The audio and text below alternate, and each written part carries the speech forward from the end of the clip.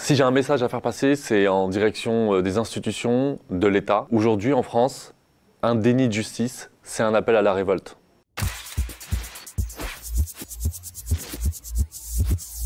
Je suis Youssef Brakni, je suis militant des quartiers populaires et militant au sein du collectif Adama, Vérité et Justice pour Adama Traoré.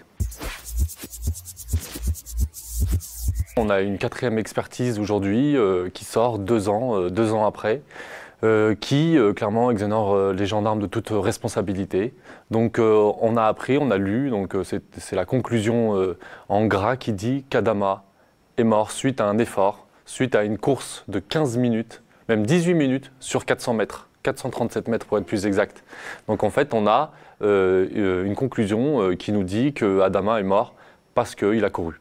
Donc c'est juste ridicule, c'est à nouveau un mensonge, c'est à nouveau une façon de venir à la rescousse des gendarmes. Et je rappelle que les gendarmes n'ont toujours pas été entendus, que ça fait 2 ans qu'Adama Traoré a été tué et 2 ans que les gendarmes n'ont toujours pas été entendus par la justice, qui ne sont toujours pas mis en examen.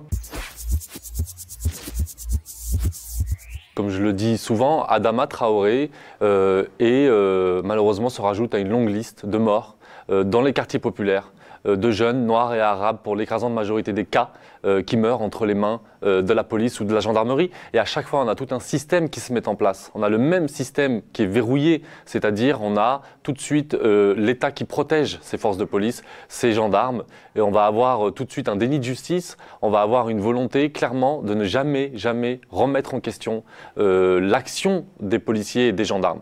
Et donc souvent, on a des expertises qui vont nous expliquer que ces jeunes des quartiers populaires vont mourir pour de toutes les raisons possibles, même du vent si vous voulez, d'une peau de banane, de ce que vous voulez, on peut inventer tout et n'importe quoi, parce que de toute façon ça passe à chaque fois, souvent, on assiste à des acquittements, à des non-lieux. Et même quand parfois la preuve est évidente. Et il y a eu plein de cas, je peux citer juste Hakim Ajimi, Lamine Dieng, Ali Ziri, Mamadou Marega, etc., etc. Et à chaque fois, on a la police qui est complètement acquittée. Et puis bien sûr le cas le plus emblématique que l'on connaît tous, c'est Ziad Ebouna, 10 ans de procès, 10 ans de procédure et au final non-lieu.